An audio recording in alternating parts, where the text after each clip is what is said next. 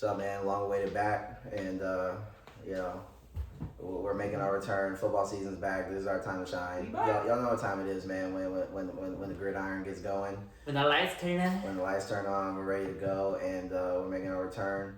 And look, we're gonna be back. We're gonna be consistent. This is just it, this is our favorite time of the year, man. And we love sitting here, and we love talking and chatting ball.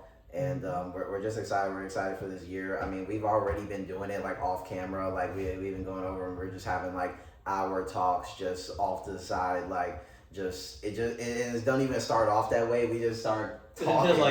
Damn, I'm excited about football. Right. It just starts flowing. Every part of it, the fantasy, everything. I mean, I just feel like the off season just feels longer and longer every single year. It's like we just crawl to this point, and then finally, once you get there, it's like week 5 in like 2 seconds. Like it's like, dude, can we like sit back and enjoy for a second? You know what I mean? Yeah. But no, it's an exciting time. Training camps have popped off, so we're kind of just going through doing our little slightly early evals of what everything's looking at, what teams are doing, how we feeling, contracts, all that sort of stuff. So it's been a fun little training camp so far, off season, and look, man, we're just gonna go over the moves and just y'all just sit back and kick it with us. So start off. How you feeling? How you feeling about your squad? Let's go Chicago Bears. Let's go Chicago Bears. They signed Darnell Wright. What was it? 4 years, 116, 90 mil, guaranteed. Locked in the right tackle, right? Right, locked in the right tackle. So that's good. Made some good additions. Xavier Thomas. Dylan Thieneman. They got some guys going. The offense has been looking good in training camp. I've been seeing some throws. Luther Burden, Rome, Loveland. Everybody's getting involved. Khalif Raymond actually making some noise. Hey, so look, man. I think year 2, Ben Johnson's system. I think that this is when they're gonna start seeing that, like, it starts really clicking on a different level, because it does take a while. And not to like bring it to my team, but it was like the first year with D'Amico, the defense wasn't all the way yet. They were still learning, and we still had to get players in that we needed to do certain stuff, and certain players needed to develop. I think that that's what's happening with the Bears and like the offensive system, where it's like, hey, the first year it was good, right? Like, it started off kind of slow, but towards the end you could see it was starting to get build, and it was starting to get to where it want. Now you got a full off season with it. You added some players.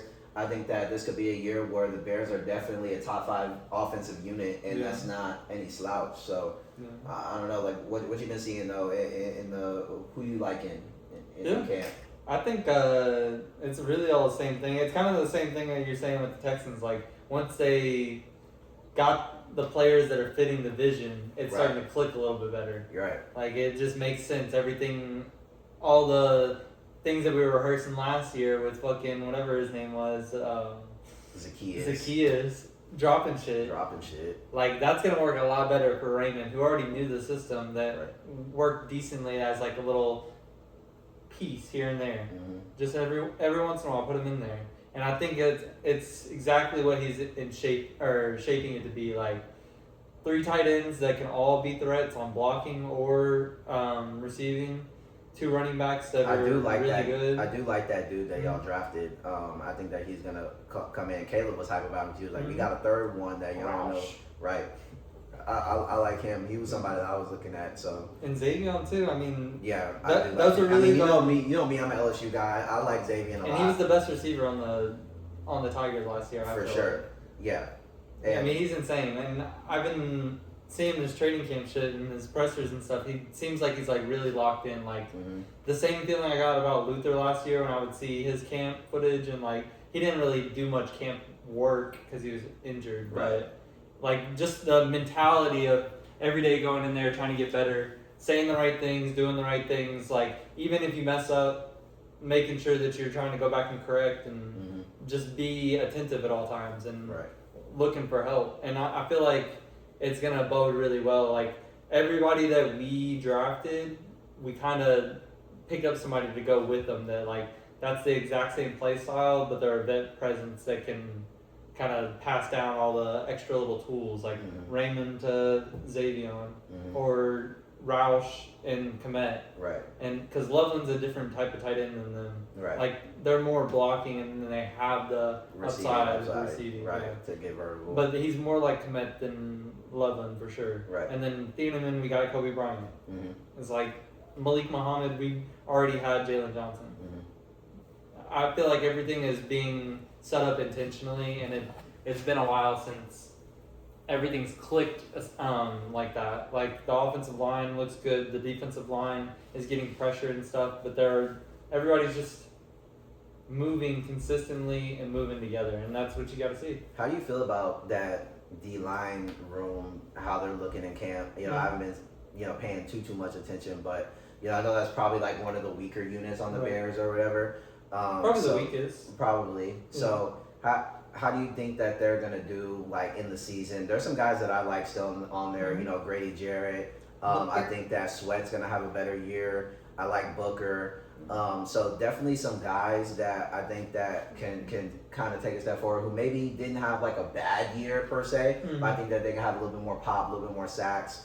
Do you feel that way, or do you feel a little iffy on the defense, or how you feeling about that? I feel like a lot last year was we didn't have super great coverage on the back end, right? Because everybody was slow and hurt, and a lot of our defensive line was more so like, let's not get fucking gashed. Like we're gonna try and get to the quarterback, right. But that's not like the main priority. The main priority is don't let a big play happen or don't let anything go over the top of you, Right. And I feel like we have more security behind now. Like even though Kobe just went down and Kyler is starting off the season not practicing and shit. Right. Everybody else looks good and they look fast and they're hitting stuff. Like yesterday, Luther on the last play caught a ball over the middle and Devin Bush absolutely blew him up. Like winded him, he was laying on the ground. He's like, oh, I don't even remember. Like he blew him up. He blew his shit up. He blew his shit up. But a middle linebacker going and laying out Luther Burden, like one of the most explosive receivers on our offense. I think the defensive line is gonna play a lot better because they're gonna have Jalen fully healthy and they're gonna have Devin Bush and Thieneman and the speed on the outside to not worry about the back end as much, like have more trust as a unit. Right. Like we don't have to feast off of turnovers. We can play nice, solid defense. Like I don't think we're going to be a top 10 unit per se, but I could see us being like in that 10 to 20 range rather than bottom 25. Which is where you want to be. I think that, people know that like in football, your main goal, I think, is to have one side of the ball that's like really, really good, and then you're just kind of hoping the other side complements, and that's kind of what is happening with the Bears now. It's not to say that they're never gonna have some good defense ever, or they're never gonna make some plays or whatever. But it's like I think that offensively they're gonna be good enough to. I think that this is gonna be the season where you're gonna start seeing the Bears, especially on some teams that aren't, at their level. Right. There are going to be some games where it's like, it's probably not going to be the most fun, like, oh my God, Caleb Williams come back, but they're going to win the game easily, like 35 to like, 20 or something, 35 to 17, on some weeks. And I think that's what you're going to see where, defensively, I think that they can be at least a top 20 unit, hovering around 15 to 20, which is going to be decent enough, especially if they can, get some turnovers. If you can be a top 5 offense and top 20 defense, you're fine. Exactly. So, and I think that the offense, especially in the NFC, where a lot of these teams can score, just like no matter what, I think it's good to, be able to keep up with that. And I think that the defense will have better play overall, where it's just not going to be these like back and forth weird, which it really wasn't last year. A lot of the games were low, except for like a couple games here and there, like the Bengals and the 49ers. There were some games that got a little hairy, but I feel like overall, like them couple Packers games, those were low scoring affairs that, in the second half of the game, the Bears were able to string together some turnovers, get some big stops to let the offense do its thing when the offense was kind of a little bit slow, right? So I think that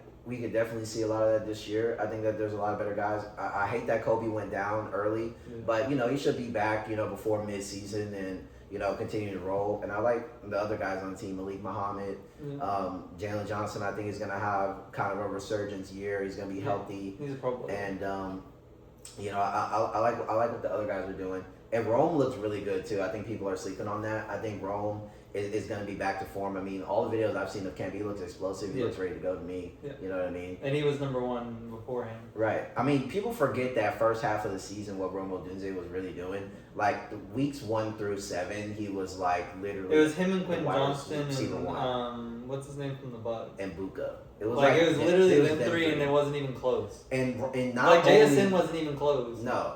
And not only was it like oh my god, like he was getting a lot of catches too. Like he's one of those guys where it's like 7, 8, 10 catches a game. These other guys are gonna slide in and do their little stuff. Yeah. And I think that it's gonna be Rome and Cole.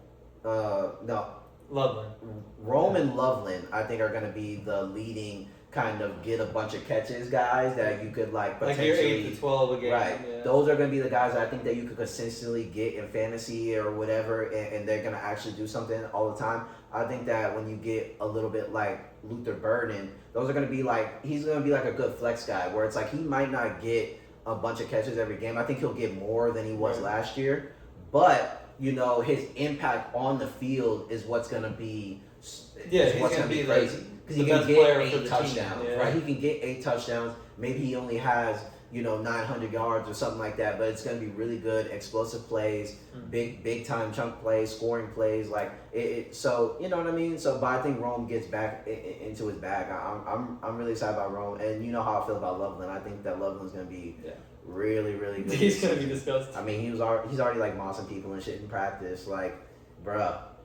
I think this offensive unit is gonna be something. I'm excited for this Bears offense, and the schedule wasn't too bad, right? What I mean. The first 5 games are pretty decent. They're not hard, but they're not easy.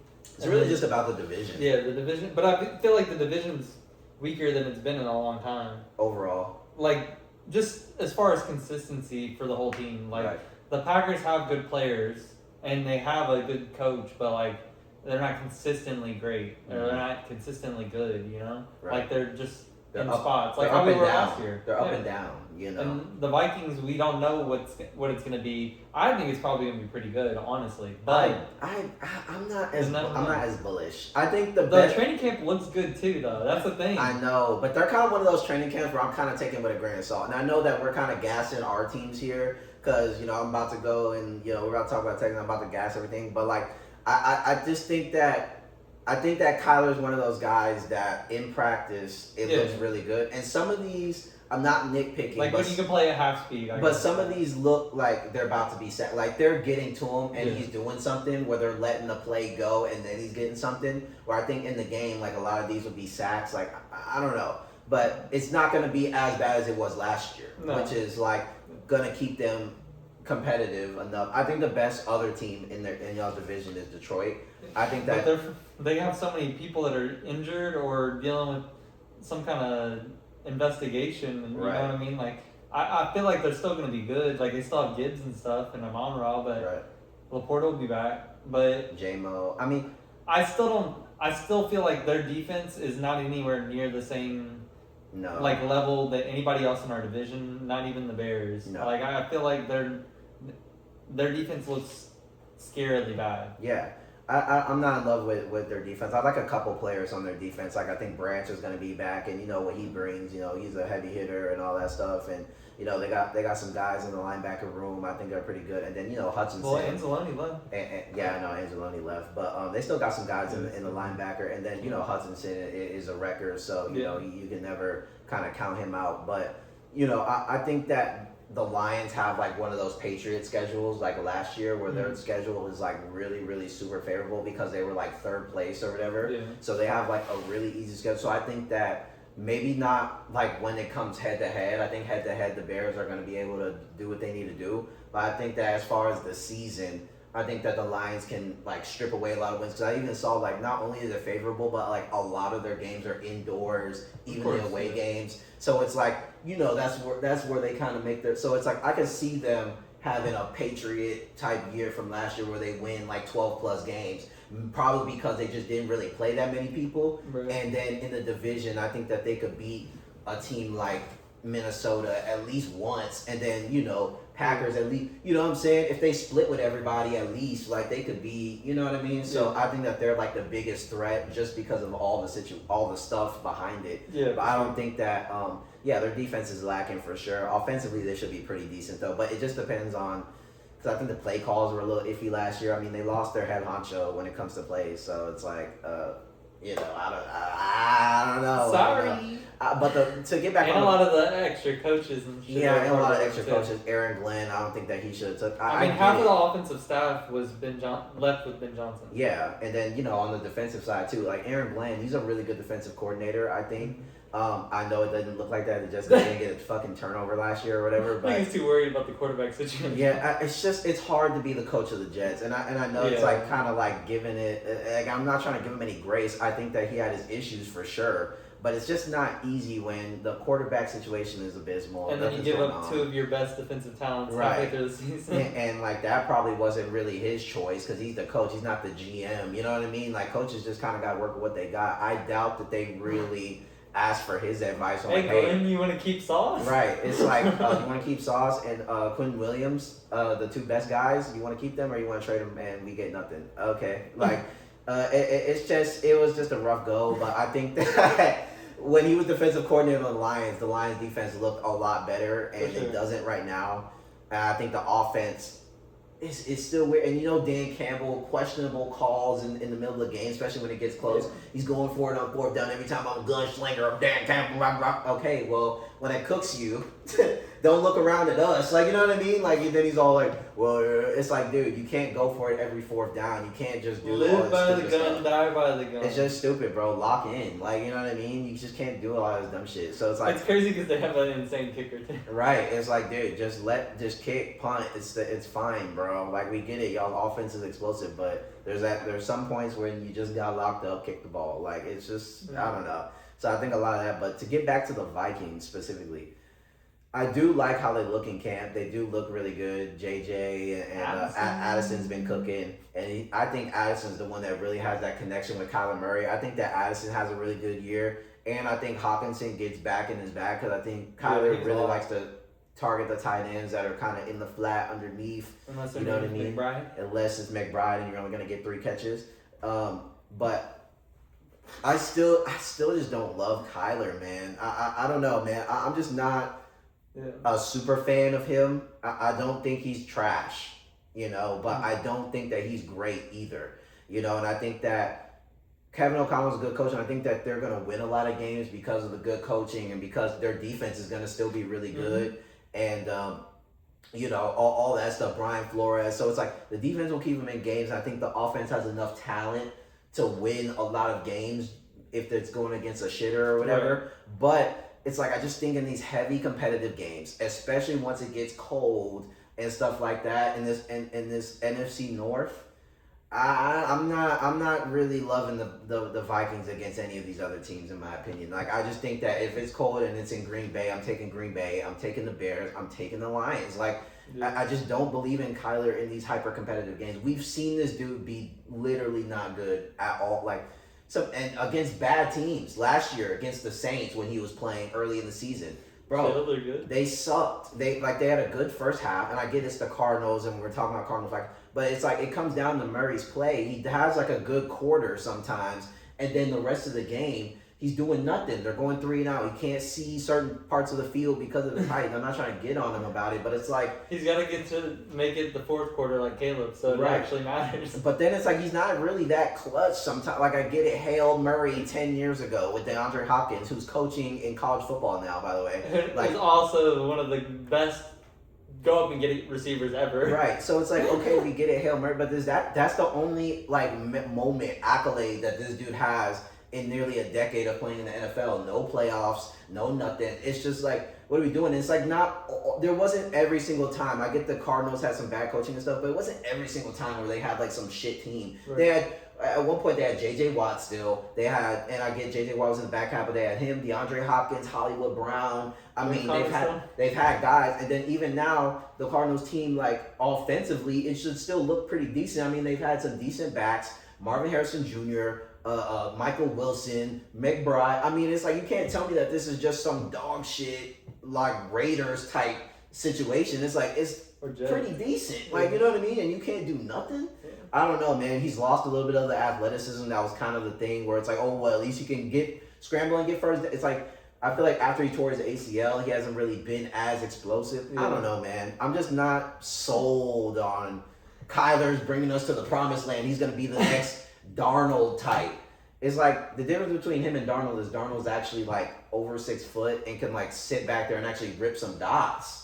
You know what I mean? Yeah, you can rip dots. That's what I'm. So it's like, if they would have kept Darnold, yeah, but it's like, again, shoulda, woulda, coulda. But I think this Murray thing is gonna get them cooked. So I think he'll play good enough this year to like get them to not jump ship like they did with Darnold because they don't want to do it twice in a row. Oh, we don't want to jump ship. He'll give them a good season this year, but I think by next year, I don't think this is gonna be a long-term thing. Agree. You know what I mean? He's definitely gonna get a contract for him.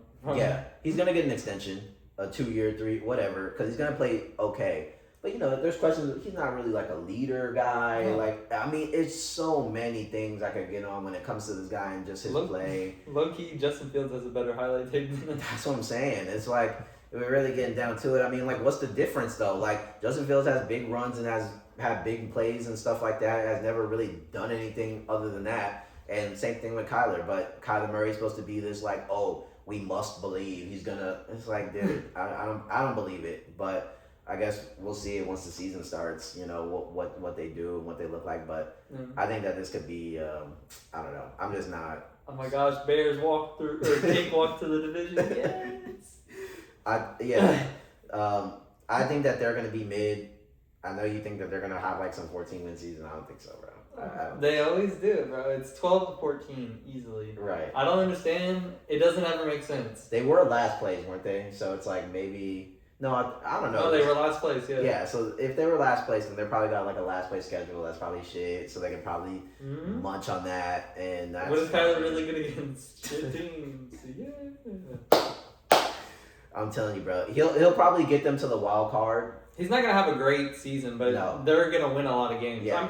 I think the Kevin O'Connell factor is one of those things that like we do, like everybody gasses up, but also they do kind of sleep on it too. Like Sam Darnold came in there and lit it up. Right, and before then he was nothing. He was nothing. Right. JJ McCarthy was going in there and first game led a comeback victory against the Bears. Like it was doing with something. all of our hype. Like we were at our max hype, ready to start the season and everything. Like it really left a sour note. Right. So I think he can do what he wants with the quarterback. It's just about if they can consistently stay with the game plan and be talented. I think he's going to be able to identify what talents he can pull out of Kyler. Right. Now, it might not be perfect, but like I said, I think for one season it's going to be good. Overall, it's probably the most, as far as like intangibles, it's probably the most... talented quarterback that he's had, And they're probably going to lose some players next year. Like, they're probably going to lose some defense or maybe a couple things on offense. So, it'll regress back. But this season, specifically, I would not sleep on them. They're just spooky. Right. What do you think about Baker and the Bucks? I mean, look, I think the Bucks offered Baker Mayfield like a 2-year, $100 million contract, right? And then Baker kind of went on the press conference and was like, "Look, I feel disrespected, and the years wasn't there and stuff." So I think he wanted like a longer contract and maybe a slightly higher dollar. I don't know, but I feel like he's kind of tweaking a little bit. Like I get it. Because both of them I feel like the Bucks and Baker Mayfield are looking at it the same way. Where they're like, hey, you're an older quarterback that's been hurt a lot. So why are we going to give you like a 3+ year deal? And then Baker's looking at it where he's like, well, I am older and I am getting it. So I'm trying to secure myself for the long term. And they're like, yeah, well, that's not really going to match what we like. You know what I mean? Like, So it's like two different philosophies. Right. It's like I get both sides, but it's like I don't know, man. It's like again, I like Baker, but to me it seems like the Bucks are just being very withholding with their money. Yeah, which they have to be. They always kind of have been. Right. They did that one splash to like win the Super Bowl, and then otherwise they kind of just don't sign Leonard Fournette back. Right. You know what I mean? Let Mike Evans walk. Right. Potentially let Vita Vea walk. Right. Potentially let Baker walk. Mm-hmm. Like, what are we doing? Let Rashawn White walk. Right. And then they've let a lot of players on defense and shit. Devin White, like they and you know, and I think that they have a good sense of timing when it comes to that stuff because it's like Devin White, since he hasn't been on the Bucks, hasn't been good. He's been bouncing around the league, right?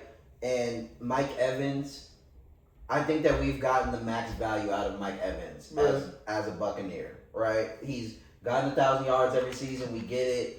Has a case for Hall of Fame, all this stuff. He's a Super Bowl winner. Mm-hmm.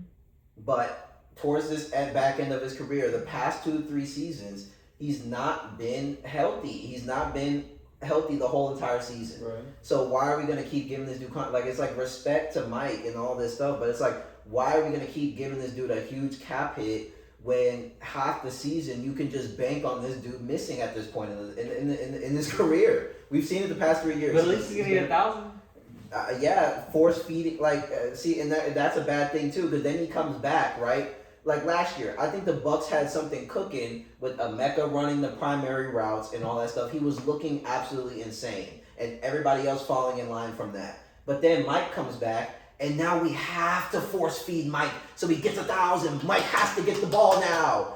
But it's like, why though? Because he's the GOAT. But it's stupid, and you're just playing into this narrative where it's like he has to get a band and like all this stuff, and that just gets him hurt again because he's older and he's not supposed to be getting fucking a million, like you know what I'm saying, a million catches at this point in his career, and then you stall out the offense. Other people that's supposed to be getting the work now, I don't know. I think that they have a good like timing on things. I think that Baker is at that point of his career where it's like he's done some good stuff for us, but if you're gonna keep breaking down at the end of the season, they didn't win the division last year when everybody in the division was trash. The Falcons didn't want to win it. The Saints was on the come up late. They started like 1-7 though, and then the Panthers weren't any good really either until late in the season. So it's like nobody wanted to win the division, the most winnable division ever, and we still couldn't do it because Baker's playing through injuries. His shoulders pop. Bucky Irving hurt. Mike Evans disappears again. It's just we can't keep doing this. You know what I mean? So. I don't know. I think the Bucks are making the right plan. And then Baker's like, that's fine. I don't want to talk about it no more. Like, I just want to go all ball, chip on his shoulder. And Baker plays the best when he kind of is pissed off and a little chip on his shoulder. So I think the Bucks are like, okay, you're mad, good. like okay, so what? You're gonna throw for 4,000 yards? Right? okay, thank you. Finally, you gonna lock in? Like, damn, bro. Like, second half of the season, he was cooked. I think his record on the Bucks is like 25 and like 20 or like something like that. It's like he's been good stat wise, but like in the game, winning the game has been average. And I think a lot of that is on the coach. I think they should have fired the coach already. Yeah. Todd Bowles, time to go. He did pretty good again in late game against y'all last season. He did. Look, they did beat us, okay? But that's beginning of the season Baker. Beginning of the season Baker is a different monster. It was against the best defense. It was. It was against us. And look, man. If he can cook, like, if him and Lamar are the only people that can cook y'all, then, I mean, he must be pretty good. He must be pretty good. They showed a picture, like, there was, like, a picture on Twitter where it was, like, some guy was like, these are the only players that I've seen consistently, like, be able to tear up D'Amico Ryan's defense. And it was, like... It was Lamar, it was Baker, and then it was like two other guys or something like that like kill us, Alec Pierce or something like that. It was like, you know what I mean? So Baker, he does fry the Texans when he plays us. So it's like, I'm not saying this dude can't hoop, but I think you wilding a little bit. I think he should have took that 2-year $100. Yeah, I think he should have taken that too, for sure. Like, I mean, it's not a bad deal. You're already 31, you're injured. Like, just take the 2-year $100, and then it kind of gives you more leverage because if you have another good couple Yeah, you get an years, extension. then you can get another extension, possibly whatever. It's like, why do you want to get locked into some long term thing? And then it's like, if you don't play good in that first contract, first year of the contract, bro, they shipping you out, bro. Mm-hmm. Like, you know what I mean? So I don't know. I feel like he's being a little tone deaf.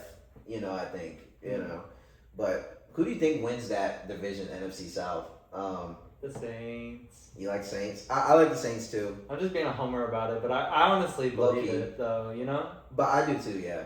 Like they actually look good. I think that they look the best to me. Mm-hmm. Their videos. They have hope. Like the other teams, the only other team that like feels like they have hope on that division is the Panthers. Right. And like, are we being for real? They have Bryce Young at quarterback. No. Yeah. It's not gonna work. It's not gonna work. It's not gonna work again. It really hasn't worked to this point. They got lucky last year being able to get in at 8 and 9. Shouldn't have been in. Gave a good effort against the Rams in that wild card, but like, come on, man. Yeah, I think the Saints, as far as the NFC South, I think that they have the best chance for sure. Yeah. Like, and their clips out of camp. I know you're not in love with the pick, but Tyson looks good, bro. Yeah. And like his tape from college. Yeah, bro, it's good. It's one of the most. Hey, bro. Hey, this dude was something special. I ain't gonna lie, bro. His tape, he flat like this dude pops, bro. So and look, he already started to get a connection with Shuck. I think that this could be something. I think he fits what they're trying to do. If Olave is clearly going to be number one. Of course. And he just got resigned, yeah. But I think that the Saints, the reason they made this pick, and whether they should have or not, it's already over. But I think they definitely could have went another way about it. But I think that they have been kind of hindered by that wide receiver 2 position for the past like 3 years in that wide receiver depth. Like if Olave, we've seen it. Olave goes down, and who's up? Vele, Polk. Like they're just pulling dudes off the street. Sometimes it seems like I'm like, who's the starting lineup for just random dudes? And you're just like, bro, this can't happen. Like if our main guy goes down, I get, but it's like you gotta have some other guys in the room that can step up for at least a couple weeks. They be running some crazy names out there. It's like the Pelicans sometimes. Like Zion goes down, and next thing you know, we have like I'm like, who is this at center? Like, bro, I've never even heard of this guy. Like, you know what I mean? Right. So it's like I think that they've been hindered by that for the past couple seasons, and that they're like, let's just get somebody. And I actually think, to me, he looks like really like I wouldn't have had liked Cardinal Tate as a fit for them, but I think Tyson, what he can do, big playability, I think that he can be a really good complement, and I like the way they're looking at camp. Like evens the sides. Like if you're running 2 wide receivers and you have Olave and him, they can run the same exact routes and do the same things the same way. Exactly. It might not be as refined as Olave, but I mean, it's the same concept. And just take some pressure off of him. Yeah, it opens up the field so much more. And now that you have Etchen or whatever, now too, it's gonna. I don't know. They're gonna be explosive, I think. And I like that too, because people were kind of questioning like, oh, why they get Etchen for if they have Kamara. But it's like Kamara's at that point in his career, and not saying Olave is, but I'm saying Kamara's at that point in his career where it's like I think he still has pop and I think he still has juice, but I don't think he has enough to be the main guy. He's dealt with some injuries these past couple seasons, but I think that he could still be that good complement. And I think that if you're running Etchen the whole time, like really getting him the bulk of the carries, and it takes that pressure off Kamara where he can really just come in, pass it down roll, goal line, or just even some drives. It could kind of switch off, like, okay, maybe Etchen gets the first 2. Now we got Kamara take a couple. Kind of like that Mark Ingram when Kamara first got there, where it was like, because kind of just that, he kind of get back into that bag. So I like that, and I like what it does in the receiver room, because you can keep Olave on the outside, but you can move Tyson around a little bit, get him some mismatches in the slot. He's good rack receiver, almost Debo-esque, where it's kind of just get him the ball, and then he kind of just makes shit happen, bro. He kind of can just juke and spin and all types of shit crazy in the red zone. I like him. I think Jawan and Shuck had a connection. Jawan's going to be good. I like what the offense is looking like, and I think the defense isn't going to – I think it's kind of going to be like the Bears thing, where I think they're going to hover around 15 to 20, but I think they're going to make some plays. I think they looked good last year. Like, they have a lot of really good young players. Especially second half of the season, once Shuck took over, the defense started playing encouraged. Dude, they knew they were cooked. When they played against us, every single fucking down was hard. Like, Caleb made some crazy plays in that game specifically, but I think it's because he was going against Rattler. I think otherwise, like, if it was just any other week and we played that defense, it wouldn't have ended the same way. I'm worried about their secondary a little bit. Chill. They got the Louisville secondary. Worried about it. Kool-Aid as your cornerback one. Yeah, but you got Quincy Riley on the other side. And Quincy Riley is really the CB1. Yes, he will be, probably eventually. I don't think Kool-Aid's a cornerback one in this league. I think he could be a good two. And they've tried him out at some different positions, safety and stuff. I don't know. I just think that he's a decent DB, not a great one. He's just not good at man. So it's like, yeah, and then you're good, but he's gonna have to play a lot of man, and I'm not because like what he's gonna have to play Emeka twice a year. Emeka's frying that, bro. Like that's so food. You put Riley on it. Hopefully, but they're gonna be trying to force Kool-Aid. Their safeties are good though. Safeties are that good. At least that helps a little, you know. I like their linebacker room because they got that Stutzman dude, and they got some other guys. So it's like. I think that Stutzman's one of those players that's going to ascend this year. Yeah, he's going to ascend, and he's going to be one of those guys. So I do like their linebacker room. D-line, Cam, he's back. Oh, they still have Chase Young, too? Yeah, and he actually was starting to look good towards the end of the season. So I do like Chase Young. I think he's found a home here. He found a team that's like kind of I think he focuses. So I think that he's going to have another good year because he was really good in that back half of the year. That back half of the year, Chase Young was on something. So I think that Chase Young's going to have a good second half of the year. And, we'll just kind of see with the rest of the D-line. But I think that they'll be decent. And we'll see. But I think offensively that this could be a unit. You know what I mean? I think that this could They're easily top 15. I think so.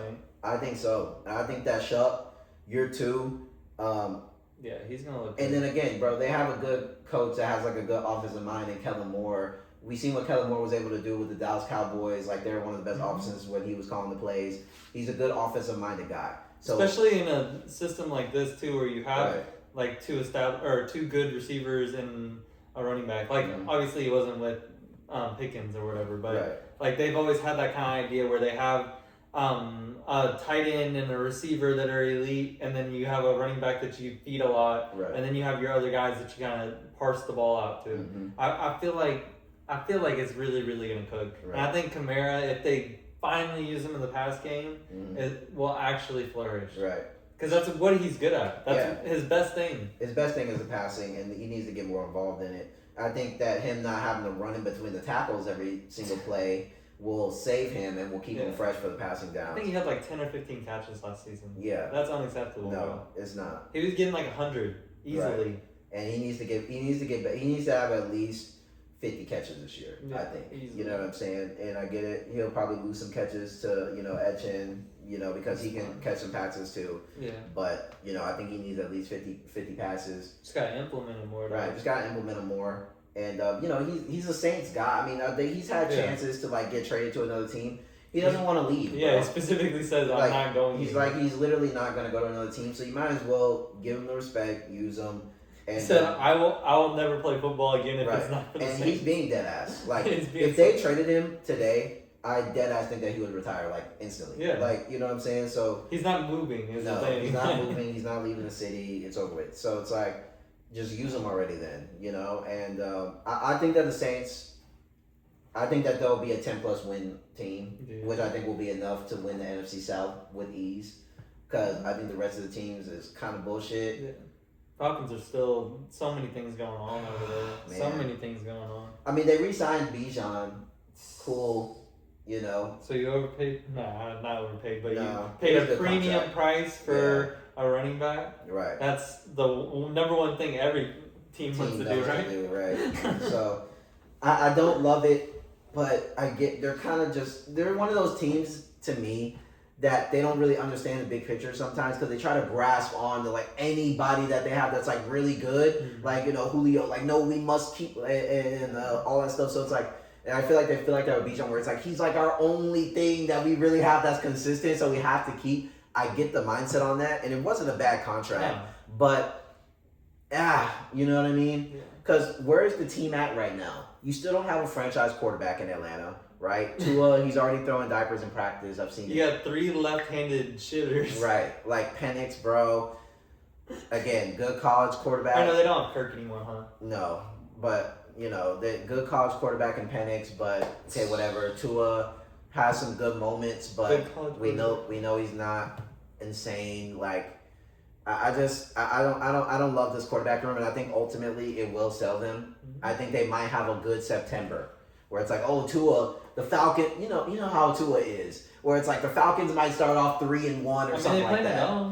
But you know what I'm talking about. Yeah, I know what you're where talking about. Tua's gonna start off the season 3-1, and everyone's gonna be like, oh my God, the Falcons, the Dirty Birds, they're back, just like with Kirko that one year. Kirko chains and they're swag surfing, bro. By the time it gets to November, end of November, they're gonna be out of here, bro. I'm telling you. And then they'll win every game after they're eliminated. After they're eliminated, they'll get back on track. I'm telling you, bro.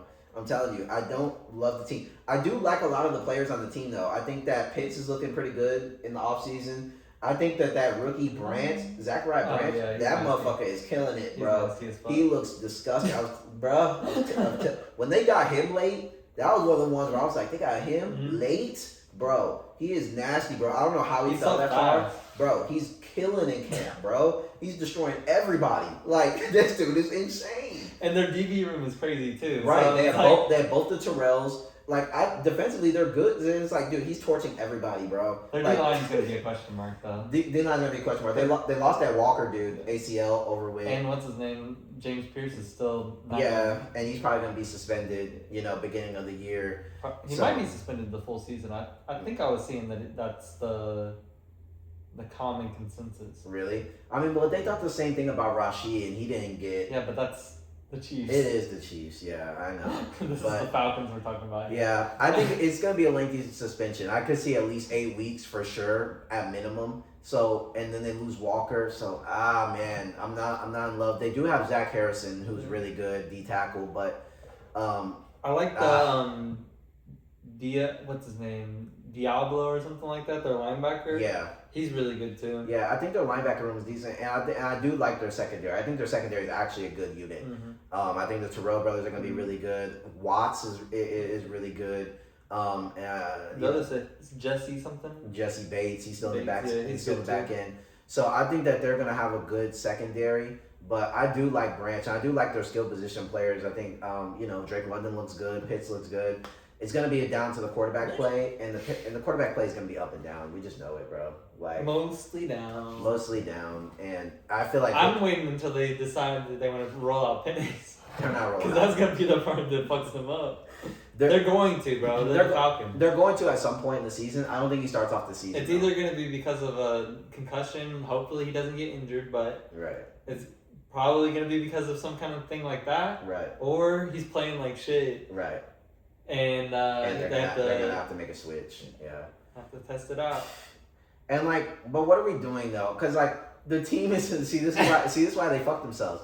Because the team is good enough to where I feel like you either have to be shit or you have to be competing. You know what I mean? And I feel like the Falcons stay in that area where they don't be shit enough to get a top pick. This could be a pretty good quarterback class coming out, right? You got guys like Trinidad Chambliss. Mateer, there's going to be some dogs that come out of this class.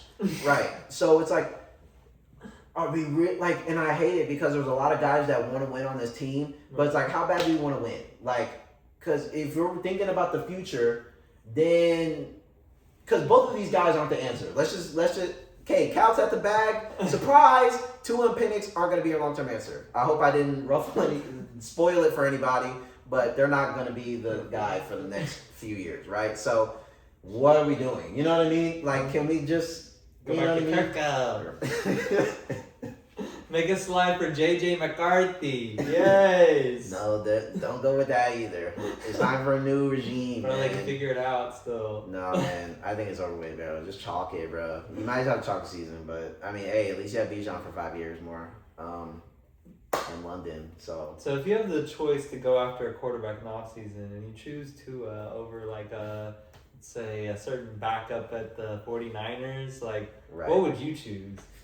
I would have had a lot of other choices before I got to Tua. I'm not gonna lie. I don't. And they took him early. They were one of the first days. I'm all right, bro. I'm not in love with it. I'm just not, man. And it's hard to get hyped for that. And I know the Falcons fans are trying to get hyped because it's football season and everybody's trying to be bullish about their team. Let's just be honest, man. That quarterback play, it will sell them at some point in the season. It just will. Most points of the season. Yeah. And so I'm not I think the Falcons might be better, but not by much. It's still gonna be the Saints. Saints lead here. You know what I mean? How you feel about your Texans so far in the camp? Yeah, man. Willie got a contract, huh? Yeah, Will got a contract. Aziz got a contract. A lot of guys like that got a contract this offseason. So I did like I've loved the offseason, you know, and I think the Texans have had one of the best off seasons this year. I like all the additions that we picked up, and so far in camp, bro, this team is balling, man. And it sounds like I'm being bullish or whatever, which I am to an extent, but at the same time, it's just the facts. Like the team looks really good, and they're good at every single spot. And it's one of those It's one of those points where it's like there's a couple points like I'm still looking at how the offensive line is gelling, right? And they look better, you know. And you're looking at how certain position rooms are gonna do, but overall, this team has it all, man. And it's like not just on defense. Like yes, the defense is really good, and everybody knows that. But offensively, I think that this offense is about to take another leap, and people are really down on this offense mainly because of CJ. And I think that I've already made my gripes about that. I think that that's just recency bias, and people are just Slap. It's low hanging fruit, and that's what they want to say. That's what they want to say. But I think that the way Stroud's talking, the way he's looked, the way he's prepared this offseason, he looks fantastic. And so does the wide receiver room. It's competitive. Like, one of the guys, Jaden Higgins, is fucking hooping in camp, bro. Higgins is hooping, bro. Every single day he's hooping. And you know who else? Hutch. Hutch is going off, bro. Dude, he's going off, bro. Like, Hutch is going, like, he's like literally wide receiver 3. Like, he is cooking. Like, so Hutch is cooking. Like, and last offseason with the Texans, what was coming out of camp that was nerve-wracking was like the offense couldn't get going. It was like the run game couldn't get going. The receivers weren't separating outside of Nico, and it was just bad. The defense was winning all the time. Where now in camp, they're giving it's like a healthy practice. It's like a healthy practice, play-by-play, and CJ's ripping that thing, bro, and he looks good. There's times where he's marching down the field 7-on-7, and I'm telling you, the guys that have been popping the most, they do the play-by-play. Sometimes they do 7-on-7. It's so first play, 15 yards, Hutch. 15 yards, Higgins, Schultz, Higgins, Hutch, Schultz, Higgins, Hutch. It's those three, and they're frying everything. And Stroud is just putting balls everywhere, and Monty looks good, Woody looks good, just everyone looks good. And of course, the defense is fire, and they're doing their thing as well. But there's a lot of rookie guys that I think are on the come up too. The Marlon Klein tight end that we picked up, he's been making some plays, and they speak really high about him. Lewis Bond. He's a guy that I've been telling Chase about. He's a 6th-round pick. He's been making a lot of plays in practice. I think he makes the 53-man, and he's going to make some noise. Tank Dell still hasn't really gotten all the way back in. Noel was dealing with some stuff, so he hasn't really gotten all the way in. Like, this wide receiver room is really competitive, and all of them have been working and working hard. They're all quick too. And working with Stroud. And people forget, this is our year 2 of this offense too, right? We switched coordinators last year, so I think a lot of what happened was because of that. Because this system is the Rams Patriot-esque, like Brady Patriot-esque type system, where it's a lot of timing, rhythm, and all that kind of stuff. But you can see what it can be when you look at like a Rams offense, right? With Stafford, who's a pocket passing type quarterback. When you get the timing and the rhythm and the players and all that, and you get the vision, like you said, you got the right players in the room, what this thing could really be. And I think that this year is going to be really good. You know what I mean? It's good getting a lot of players that can get separation quick and then are good after the catch. I mean, that's going to produce so much production, for lack of a better word, for Stroud and the receiving corps. They're going to be really good. Monty does look good in camp too. He looks really good. Yeah. He shedded weight. I think he lost like 10 pounds or something like that. So he looks lighter, looks quicker. Woody looks really explosive too. And I think Jawar is gonna get going. After practice today, him and Aziz was working with Jawar on like his route running outside of the backfield, and they were doing some one-on-ones after practice was over. So that's the other thing too, I think, about the team, where it's like it doesn't feel individualist, like where it's like everyone's doing their own thing. I feel like this team is really bought into like everyone fucks with everybody. All the reports are like, even today they had an interview with D'Amico, and they're like, after Stroud, they're like, bro, he is a really good quarterback. Like he is and they don't just grow on trees. Like when you get a good quarterback, you have to stand behind him. We stand behind him 100%, and everyone's saying that. And it's not just a facade. It's like behind the cameras, everyone's together, everyone's with each other, everyone's helping each other with the tip and stuff like that. So it feels like everyone for real is bought in. This team right now is miles ahead of what they looked like last season. And even last season, they're always going to be a good football team with this, regime that they got going on. But they look really good this year, and I like how some of these certain guys are looking. And then obviously I love that we're still adding some guy, bringing JD back, Jadeveon Clowney. Come on, man. Like we're swarming, bro. Like this is what I'm talking about. Like, you know what I mean? And he's excited to be back. He'll probably come in for Danielle on certain plays, huh? Right, and he's gonna be that DN3, which people were saying that we kind of needed that in the offseason. Like, hey, we need a third guy to rotate in. Yeah. And who better else to do it than he literally has the same build as Will and Danielle. Exactly, and the history with the team. Yeah. You get a new regime, and then not only that, at this point in the career, you don't want Clowney playing every snap. But he still had 8.5 sacks last season with the Cowboys, and he only played 13 games. So it's like he was still very highly productive. And a shit defense. Right. It's like if he can come in on a good defense and like just rotate in, he's gonna be perfect. Reed Blankenship looks good. All the rookies and second year guys and all that stuff look good. Everything looks good and everything's gelling. I really do have high hopes for this team, and I think that, and not to like go on like a spiel, but as a team, I think that you need to go through some adversity together, right? As a unit, as a group. They had a rough game versus New England. I think everybody. Hutch dropped passes, Schultz injured, everybody hurt, all this stuff. The O-line played like shit. Woody didn't play good. Stroud didn't play good either. Like, everyone was off, right? Nobody did anything good. I think the defense had some lackluster moments as well to their standard. Secondary was kind of losing their kind of lackluster, right? And to the standard, right? Yeah. And it's like, I think that all this is going to help them get to that next level, and it's really gel and lock in. Really gel and lock in, and I feel like now they believe each other, and I feel like they're playing for something. And I feel like a lot of these guys are playing for CJ.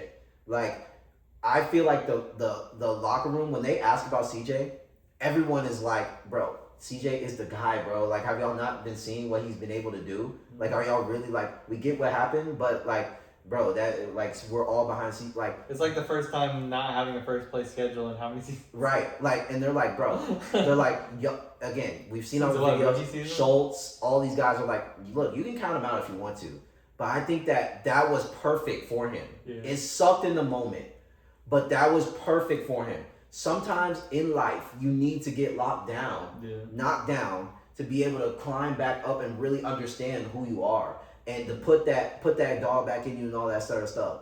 He's played some good ball the past couple years, but I think that this year, this dude's going to be on another level. He looks insane in camp. Today, even just today, all the reports, they were like, Stroud was masterful today. Like, he didn't miss a pass today. Like, dead ass. And, it's just, he's on a different level. The team's on a different level. I dead ass think that this year, the Texans can compete for the championship. Yeah. I really do. Because I think the defense is just like the Bears, just flipped. The Texans defense is going to be a top 3 unit at worst. And the offense, I think that they've done enough improvements, brought enough people in, done enough stuff where they're going to be able to run the football, do all this stuff, that they're going to be a top, above 20. Yeah. And the running game is not going to be in dead last. The blocking's not going to be shit. So all these improvements, I think that they could be hovering around a 15 offense.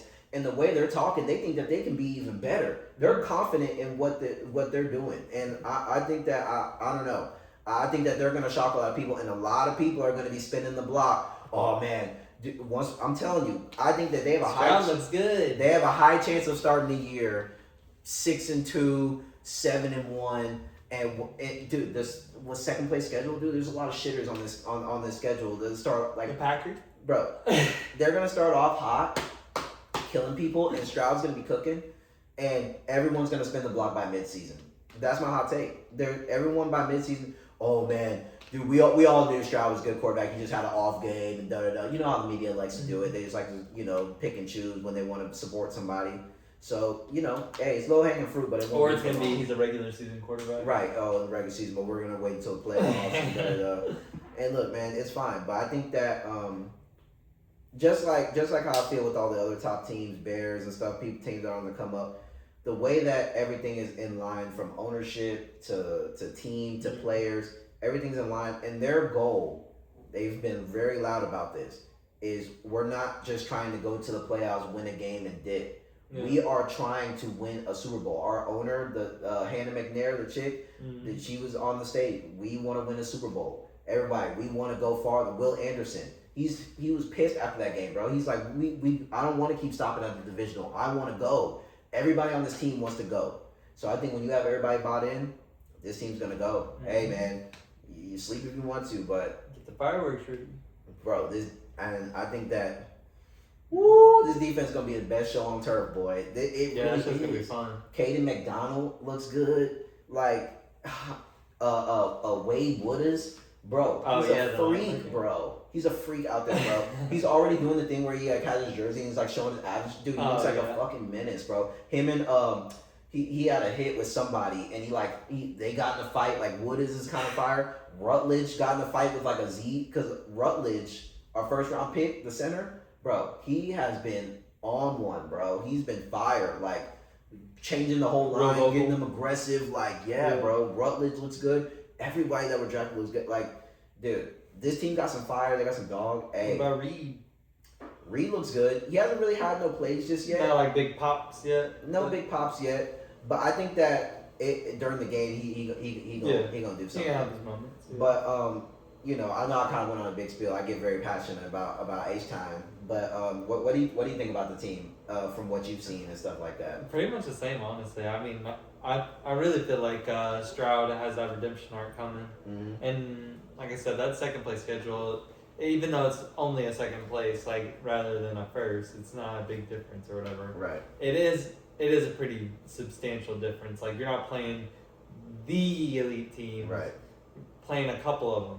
Mm-hmm. So it'll help out, but regardless of that, like I was saying and like you were saying, the speed and the receiving core depth and battle, that I think that's one of the healthiest things that you can have on a football team is having a lot of mouths to feed in the receiving room. Mm-hmm. That all look like they deserve to be fed, you know what I mean? Mm-hmm. Like that's exactly what we've been going for this whole time since having been too, is right. Having a lot of people in the room that want to go out there and catch the ball and they want to go out there and do the right things so that they can get more routes, you know what I mean? Mm-hmm. It really helps everybody else elevate. And I like hearing that the center has been real vocal and like leading, because you definitely need that. Right. That's what I've been, not what I've been kind of scared about, but what I was scared about at the beginning of the season for the Bears, because we lost Dahlman. But right. We've been kind of having the same reports where it feels they keep saying like it's not even a drop off. Mm-hmm. Like it feels like it's the same energy that's leading the offensive line. But that every time you talk to offensive linemen, they talk about how important that center to quarterback and that center to offensive line connection is. Just right. Being able to call out and make adjustments on the fly and mm-hmm. not be rattled and have everybody on the right call so that you don't make these stupid adjustments like jumping and shit mm-hmm. like that. Like it just keeps discipline. Mm-hmm. Just keeps discipline. Opens up run game, which opens up the pass, and right. It's gonna be so much better. It's gonna be so much better. Right. There's no way that all these additions and not losing anything doesn't affect the team positively. Right. Like there's only more talent in the room or in the building. Right. So more talent, more experience, and more motivation. More motivation. Yeah. You know, and like I said, sometimes it's good, you know, to get knocked off your spot a little bit. Everybody's got to lose besides right. one team, you know? Right. And it's like, no matter how you slice it, like the Rams, they were supposed to be the favorite, right? They didn't go to the bowl. Yeah. And, you know, the Bears looked really good. Didn't go. You know, a lot of teams, that's just the reality of it. Single elimination playoff is that for a lot of teams, you're not going to get there, you know, and it's probably going to happen in a fashion that you don't like. Look at how many of them Saints teams were really, really good with Drew Brees down the stretch where they could have easily won 2 at least a couple more ships. Yeah, and one play changes it. But one play, you get Minnesota Miracle one year, right, with Diggs, where they have the game won. This dude just makes a miracle play, you lost. And then the next season you have the Rams no call, where they probably win the game. It's if they get the call 1st and 10 in the goal line, you win the game next. But it just happens in football. And we've seen guys like Peyton Manning were in that Super Bowl versus the Saints. Peyton Manning didn't have a good game, and he threw a pick 6 to end it. You know what I mean? And so every quarterback has their ups and downs. I think people get locked in on it's just always just going to be uphill. It's not. Look at Jaden, right? Phenomenal rookie year, went very far. Second year wasn't good, injured, this and that, didn't have the same pop, whatever. Let's see what he does in year 3. Or even a full team example, like the Lions last year. They were one of the favorites to win the Super Bowl, and they got bounced, and then they didn't even make the playoffs last year. Exactly. So it's not always linear, but I think that what's frustrating is the narrative sometimes when it comes from Houston is I feel like if Houston doesn't go all the way, they don't get the same benefit of the doubt as some of these other teams. It's just we'll just blow it up. I had this one dude tell me Texans should just go for Baker Mayfield, dead ass. He was we should just go for Baker. He's a Texas guy. I'm I don't give a fuck if he was cooking barbecue in the back of Terry Black's in Austin. I what the hell does that have to do? Why would we trade? You know what I'm saying? It's just but people these are the takes that people are saying all of a sudden. What if they package Rashawn White? No, bro. It's just you're giving up a 24-year-old phenom. Stroud is 24 years old, bro. People think that this dude is 30. He's played 3 years, bro. He's going on to year 4, and we're gonna give it up for Baker, who's less successful, smaller, more injured. What are we doing? He throws just as many picks. He went 8-9 in the NFC South, bro. You just can't be serious with some of these takes. You know what I mean? It's you can be whatever when it comes to Stroud, but trying to act like he can't play is crazy. You know what I mean? And trying to act like he can't play good. You know what I'm saying? They be talking about dude he JJ McCarthy or something. Isn't it baffling? They're oh man, well Texans would be good if they didn't have Stroud. It's did you see what we were before this guy? Yeah. God, bro, Davis Smith, dude, stop. You know what I mean? I don't even want to get into that, but it's I like where the team's at. And I think that we're going to have a really good year. And I love our coach. I love our GM. And I love our ownership. I'm very, very, very, very excited and very hyped for this season. Oh, and I got to show you. One band, one sound. I got to show you, too. This isn't part of it. But I kind of did what you did with your background. Because you know how you have the Bears thing? Yeah, my background's the Luther Burden, holding Nixon up. And mine's Aziz, going crazy or whatever. But yeah, I'm hyped for the Texans this year. Aziz is so cool, bro. He is really good. And I love the role that he's doing now where he's teaching the younger guys. Yeah. And he's the captain. He's getting everybody. He really is cap. It's just amazing to see. And I love all the other guys. I mean, this team, I just like everybody, bro. I like everybody. I'm bullish. You know what I mean? And I think that this gonna be fun. This gonna be fun very, very soon. Where did Diggs just sign to? Commanders. Huh. So they didn't get Debo back. That's right. So he'll be receiver 1, huh? Yeah, technically, yeah. No, it's gonna be Diggs. I mean, Terry. Oh yeah, Terry. But I mean, Terry, I don't really like Terry that much. I mean, I think Terry and Diggs is actually kind of nasty. I think it's good. I think Diggs will probably get most of the catches. I think. Yeah. You know what I mean? Because he's just gonna be open. It's just like last year with Drake May. He's just gonna be open. I think he can easily go for a band and have 90 catches. For sure. He's still good, bro. That offense is good too. They have a good scheme. Yeah, and I feel like they're gonna do something weird with Rashad. I feel like they're not gonna give they're still trying to put Krosky Merritt out there and stuff like that, bro. Bill. He's buns, bro. He's not good, bro. He is terrible. Just start Rashad and you cannot find any jabs, bro. At all. You know who looks good on their team though? Their rookie, Sonny Styles. Oh yeah. Bro, he looks like a fucking. Did he play for Georgia? Ohio State. Linebacker, yeah. Bro. He looks disgusting, bro. Yeah. He's plugging shit up in the gap, and he just has that look, just super big, like Bane, yeah. And it's just he just has that crazy look. I think that he's gonna be somebody that's just gonna instantly be rookie of the year candidate. kind of like Schlesinger last year on the Browns, like where he just makes like a crazy impact. Like, so I like. They better figure out the secondary. Yeah, the secondary is still food. I just don't get why they don't make any improvements to that. But they're like the Chargers, bro. yeah, I know. So They it's can't like figure it out. it's the secondary is gonna be food, and the offense is gonna be okay. I just don't. I don't think the Commanders are gonna be able to make it out of that division this year. I just don't. I think. Did they get a last place schedule? Maybe they might have been last place, but I just Who still. else is in the division? Is that Giants, Dallas, Eagles, GG. Giants probably had a worse record. Giants probably did, yeah. I think they But did. even, yeah, so third place still not bad. Still not bad. But Jaden might have a nice comeback season. I think he will. I think Jaden will play well. I think overall the team though isn't going to be where it needs to be overall, and a lot of it has to do with that defensive side of the ball and in that secondary. Bro, do you know do you have to play some crazy teams twice a year? Yeah. Eagles. You see their receiver room. Dallas, we already know about them. Giants, leap back, and you don't got nothing back there? Wrap it up, bro. Yeah. Like, wrap it up. What are you doing? Yeah. Like, you know what I'm saying? There's no one to cover these guys. You have no one to cover. Who's the receiver that the Giants signed? They have Odell. They have Mooney. They have I think Juju's on there, but like whatever. Like, you know what I'm saying? But then they have Isaiah Likely now at tight end. Cam Scatterbo's coming back. Bro, this offense is gonna be good. And you don't got nobody to cover? Like, you're fried, bro. You're fried. Well, Likely will be locked up. Probably. Probably by Styles. But you know, Likely kind of that different type of athlete. I think Styles might knock him out. Hey, don't go over that middle. Hey, don't go over that middle with Styles, bro. Dude, look, there was this he's insane. There was one clip of him in camp. He was running and the sweat was flying off. He had like blood on his jersey already, bro. This dude is a shark, bro. That's how I've been kind of feeling about Devin Bush, bro. Yeah. I'm so hyped about how he's about to play. Yeah. I'm so hyped, bro.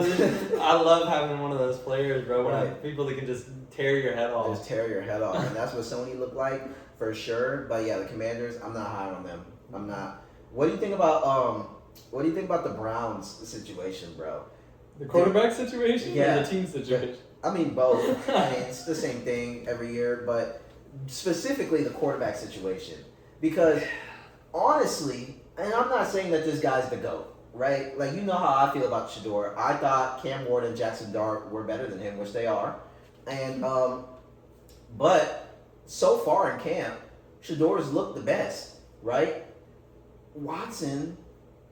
But I mean, it's not like it's not even like it's a high bar though. It's not a high bar, but it's like, bro, like you're still bottom 32. Yes. It doesn't make sense. Bro, you can't even start for any other team. No. So what's the point? They just need to nip it in the butt and actually figure out what to do. Like, if they brought in Joe Flacco, I'd be more confident. But I think the fact that they have drafted him, they have to see what they got out of him at some point. So it's like, but you could say the same thing about Watson. You paid all that money and gave up your whole future for him. So you might as well stick it out and see what you can do with them. Exactly, which is why they fucked up, right? And it's just like why this whole thing is stupid. But I don't get it, bro. What about Dylan Gabriel? I mean, that's what I'm saying. Like, it's just you just wasted a kid's career. Bro. You just basically wasted the start. And then they drafted some other dude, the green dude from Arkansas. And he hasn't been able to really get any reps. I just don't get what they do with this quarterback room. But, it's Shador versus Watson. I think Shador's looked a little bit better in camp. I mean, Watson, he's throwing burgers all over the field. Yeah. He hasn't looked good since 2020. Versus look good. Huh? Jared Verse? Verse looks good. The defense looks good. I mean, the defense has never been a problem in Cleveland. The defense is good. They extended Delpit. They extended Ward. Mm-hmm. So there probably won't be much of a drop off from Garrett to Verse. No. Not yes, Garrett's crazy. Like yes and no. But Verse is gonna have a really good year. Yeah, Verse is gonna have a good year, and their defense is still really good. Schlesinger, all these guys in the linebacker room. I wish Jock was playing this year, but he's hurt. And so it's just no Devin Bush, but I still think that they're gonna be a good defensive unit, probably top 10. Maybe closer to 10, like 8, 9, but they're still gonna be a good unit. This offense, and they have some players that are popping in the camp. Denzel Boston or whatever, he looks fucking nasty, bro. Oh, Boston who said that? Boston looks fucking crazy. KC has been making a lot of plays. Like, they've been looking like the best 2 receivers on the team. Didn't KC get hurt the other day, or was that something little? I think it was something little, though. Like, I think he got, like, a banged-up injury, like, where he kind of fucked up his shoulder or something like that or whatever. But it wasn't nothing bad. But KC looks good. Boston looks good. You know, that Fanning is going to be a really good player. So, offensively, it's not bad. If they can throw the ball. If they can throw the ball. But that's the thing. It's like, I just don't know. But I think Judkins is a menace at this point, my opinion, Cleveland Browns, Watson, no, like, I think you've seen what Watson is going to be. He's not going to be good anymore. Whatever dream that you have of what he was in the Texans in 2019, 2020, that's over with. Okay, he's dealt with a bunch of injuries. He hasn't played a lot of ball. When he does play, he's mid. And he's not motivated. He's not motivated. Like, so it's like, let's just go with Shador. I'm not saying that he's going to be lighting the world on fire, but at least you answer 2 questions. You know you're not going to have Watson in the long term. What, you're going to sign Watson to another contract? Please. So let's see what we're going to do with Shador. Let's see. Give him a year. Let's see what he does. And then if he gets hurt or if he actually sucks that much ass, then you put Watson back in, finish out the year. And then both of them aren't going to be the answer, and that's fine. But you're not going to learn anything if you just have Watson sneaking up the joint. Like, you're not going to learn anything about the future. Like, maybe Shador does have something, but we're not going to learn anything if he's just camping. You know what I mean? Yeah. Let him play. And then if Watson stinks it up and he comes in later in the season and he's cooking, then it's not going to matter because the season's already over. And then it starts this whole thing again where then, okay, we go into camp. Is he the guy? Let's just figure out if he's the guy or not yet. And we kind of figured some stuff out last season. It wasn't the best. He had a couple moments. Let's give him a full year. Let's start him off week 1, fresh slate, fresh everything, and let's see what he can do. And if he's complete butt cheeks, then you sit him and you put in freaking Deshaun and you let him stink up the joint for the rest of the season. And hey, whoop-de-doo, we're back to the number 1 pick again. And it's Cleveland Browns, like the same thing, right? But at least you figure out some answers. You got to start figuring out some knowledge when it comes to Cleveland. Like, you can't just keep doing this randomness. And that's why it's like Joe Flacco, competitively, yes, but like, figuring out the future, it just doesn't really make sense. You know what I mean? That's why you go Mac Jones, because he has a personality that fits Cleveland. Right. He's weird and goofy, but he's nice. And he's not going to ruffle any feathers or anything. He's going to do the right things, say the right things, and he's actually good at football. Right. And these are receivers that could actually use a good quarterback. Right. They actually have a good defense. Like, if they got a Mac Jones, they could clearly win like 9 games. Right, and at least get a wild card and like do something and like get somewhere and have like a future. Right. But otherwise, like you could have him play 1 good year and then have like a Darnold situation where he gets a 3-4 year contract. Right. Like, and that'd be good for Cleveland given the history. Like, why not try something like that? I don't know. Something. But I think this year you need to give Shador a shot just so you can see what it is, so they can just shut up about it. Because until then, it's just going to be this whole weird thing. Well, what about Shador? Just play him already. Play him and let's see. I mean, what's the worst that can happen? I mean, what, you're going to go 2-16 again? Aren't y'all used to that? Like, you know what I'm saying? It's like, I don't win games anyway. So it's like, let's just get some information this year. But speaking about Mac Jones, what's going on with the electrical substation and San Francisco? It's been going on. I mean, my goodness, brother. I mean, it's been going on, but I mean, that substation is taking motherfuckers out this season. I mean, it's been doing it every season, though. It has been doing it every season, but I mean, they keep talking about it, but it just never changes. Can we move the practice field, please? It's been reported like every season about it. Every season they talk about it. Every season they show the pictures and they're like, "Oh my god, what the fuck is that? Why is that in the background? Right? Why do I see a Spider-Man villain's lair behind the fucking practice field? Like what are we actually doing? We're not protecting the players. It's not good for the people that live there either. Right? Like I don't get it, bro. Think. I wish, like, just move the practice field already. What do you think brings the most money? Can we practice inside the stadium? Like, can we just do that? Like, what's the difference? Like, the Cardinals practice inside their stadium all the time. It's California. They have plenty of football fields. That's what I'm saying. Like, can we just practice at UCLA or something, or wherever, San Francisco, whatever? Like Berkeley. Yeah. Like, I don't get it, bro. Like, half their team is already cooked. Like, their receiver room is like completely depleted. I mean, I don't know why they picked up some of the guys that they did. Mike Evans, we knew he was gonna get hurt at some point.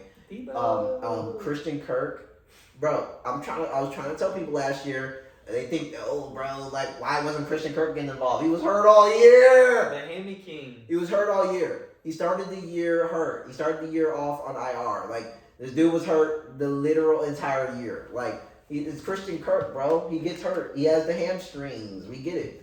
Mike Evans, same thing. Quad injury, off rip. You know, Kittle's still working back. And then I think their rookie got hurt. Strickland. He's hurt, not practicing. Ricky Pearsall is cooked for the year. Shanahan.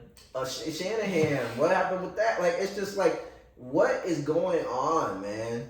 Like, you have to move the practice field, or you have to do something different. At least they have Fred Warner and whatever his name is. And then people are saying, like, oh, Ayuk, like, I guess he wasn't that crazy, because Ayuk, his whole thing was that, like, he wanted to do his own rehab on his ACL because he thought the 49ers, like, medical staff didn't know what they're doing. I think he's kind of right. Yeah. I don't think they know what they're doing. They don't. They rush people back from injuries all the time. They were almost about to put Fred Warner back out there.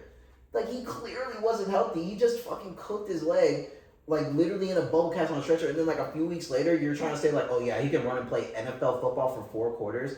Are you actually joking? As the mic, like, are you mad?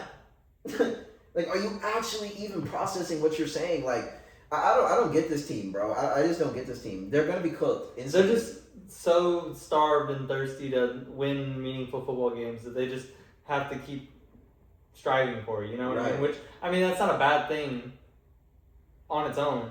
But when you're not addressing the things that are the actual problem, like every single season, what's the problem with the 49ers? Right. Everybody on the team's hurt when you need them. Right. The quarterback's hurt. The running back's hurt. The tight end's hurt. The O-line's hurt. The receivers are hurt. The linebackers are hurt. The edge rushers are hurt. Like, literally everybody. Even the secondary. Like, they're literally every the secondary don't get hurt. They just shit.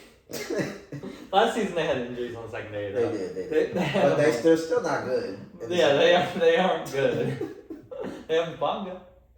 No, they don't. I thought they did. No, they gave him away before last season. Remember, he's on the Broncos now. He's been on the Broncos since last year. That's right. They don't have that dude, bro. Their best defender in the secondary, they don't have him. Mustafa? Yeah. So they have Mustafa. Dude, that team is like, don't they have like Lenore or something like that? And Julian Blackman, right? That secondary's food, bro. Like, the secondary's food. The linebackers and the D line is good when they play. Bosa was hurt. I mean, Bosa was hurt last year. Like, I mean, it's just, I don't get it, bro. But that's the thing about the Niners is that, like, that's why I kind of hated their moves this offseason. Because, like, your whole moves this offseason was what? Mike Evans, Christian Kirk. Why are we adding more old, injured guys to the lineup? Like, we didn't have any young guys that we could go after. It didn't keep the young guys like Jawan Jennings or something. Right, like that were actually healthy the whole year, actually did stuff. Like, you're keeping these old injured. Was it Kendrick Bourne? Kendrick Bourne. Like, these were the guys that were playing. Yeah. And you ship them out, and these guys are still are healthy. Like, I just don't understand it in my opinion. Like, and that's why when like Mike Evans was free agent, he was like, oh, he's thinking about Houston. I'm like, no, Mike Evans, bro. I was adamant about that. I was like, I do not want Mike. I'm like, he's gonna miss half the year. Why?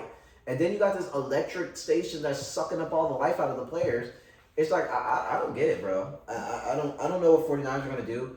To me, I'm out on the 49ers. And not just because of injuries. I was out before that. But, like, they're too old and they're too injured, bro. It just is what it is. They're not going to be able to make it through the whole season. Right. I'm already thinking that this is a Christian McCaffrey year. We know what it is. It's every other year. And they're going to be putting a lot of weight on him because everybody's already hurt. So they're going to be trying to do the same thing they were doing last year, which is give him 30 carries, run him into the ground. And guess what? It's not going to work. It's not going to work 2 years in a row. Right. So it's like, okay, he's going to be cooked. Kittle's still working back from his injury. Bosa's still working back from it. And Warner, like, Mike Evans already. It's like, dude, so who's playing? You know what I mean?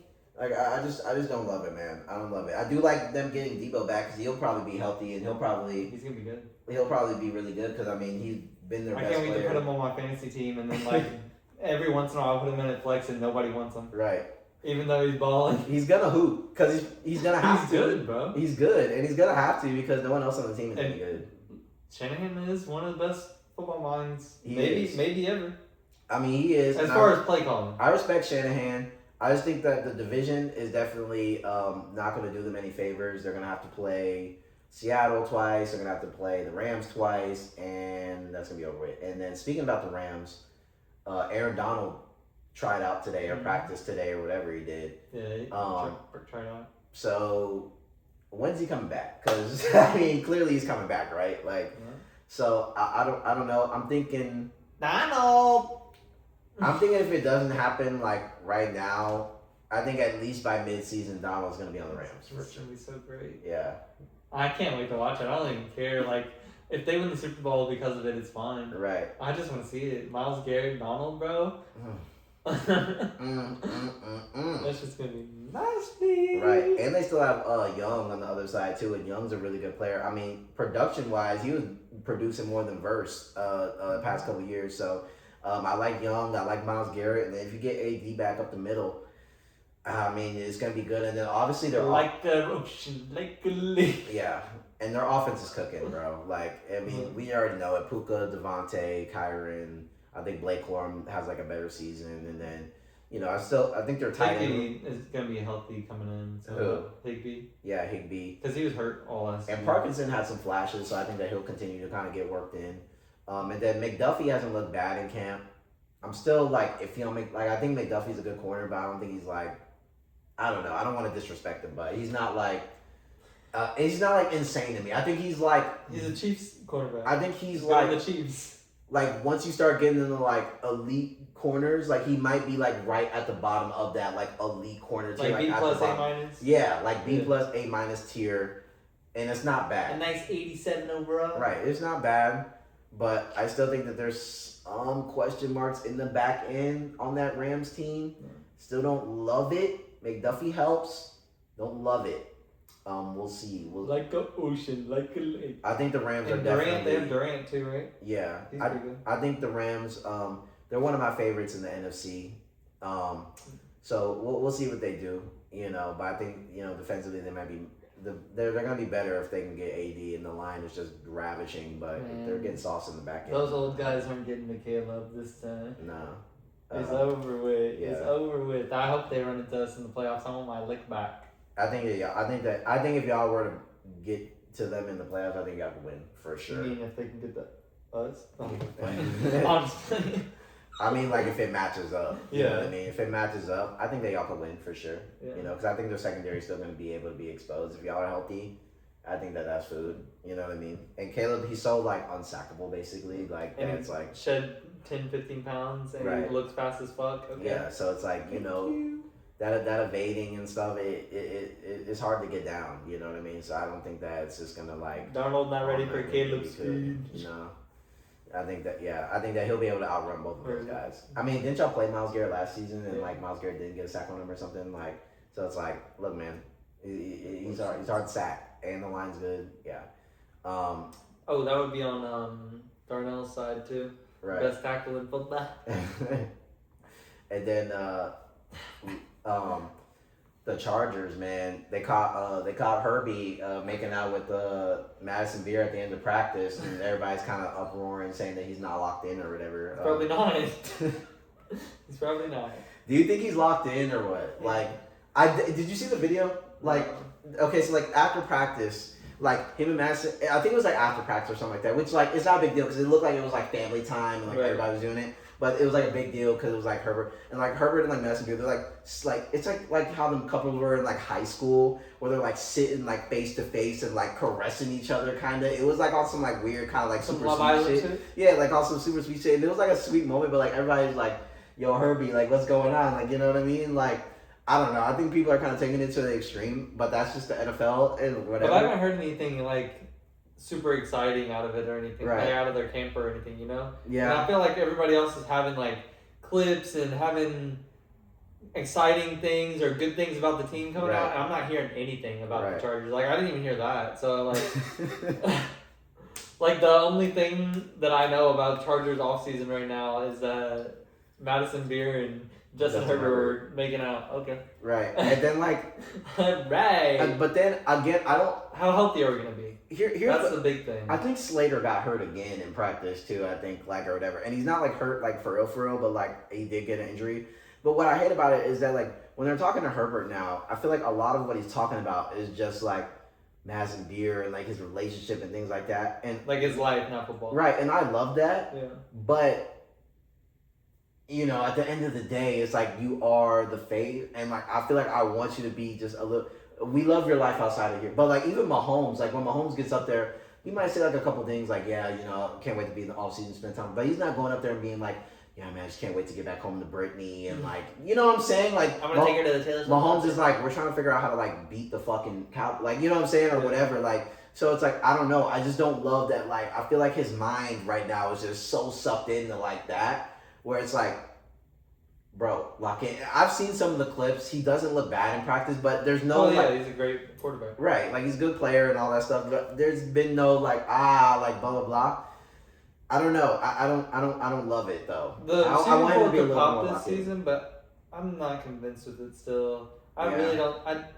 Quan Johnston is good, but I don't know how good. He's looked the best so far in camp out of everybody. I think Ladd has a good season this year, though. I think with no Keenan, him getting those targets is going to be a lot better because that's what cooked him last season. Right. Besides being hurt for a little bit, but Keenan was taking every single route that Ladd used to cook on. Yeah. Yeah, and I mean those were Keenan's routes. Right. I mean they were made for Keenan. Ladd was just good at running them too. So I think he has a lot better season than last year, and it might be at or above Quentin Johnston. But other than that, like I feel like they muddied up the tight end room. Like with you should have you should have just left Gadsden and got like another blocking tight end if you're gonna go with tight end.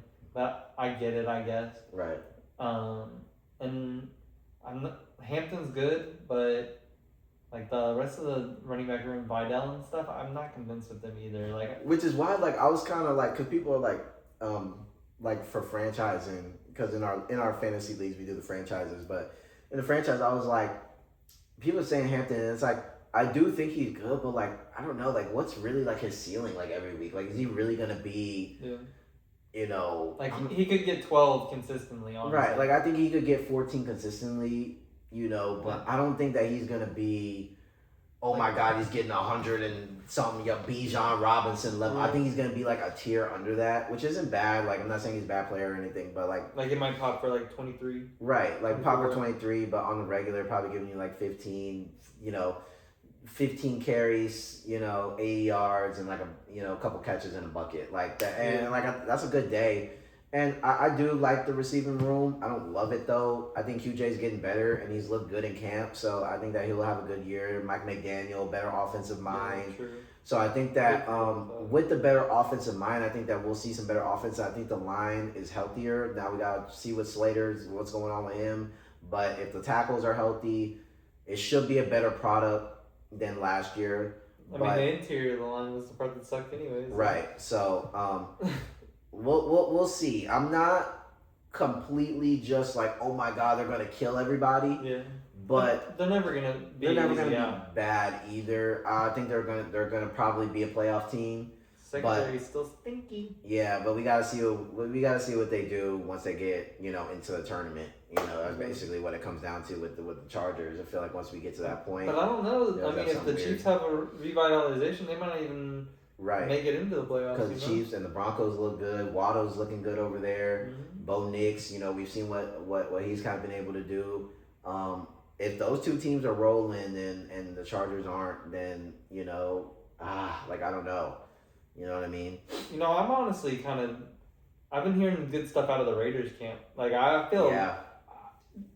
feel like that's a surprise. Like maybe who can I compare it to? Probably like Saints last year. Yeah, kind of, but I feel like they might not struggle off the rip because they're gonna roll out Kirk first, right? And I think he's probably gonna play the whole season. Mm-hmm.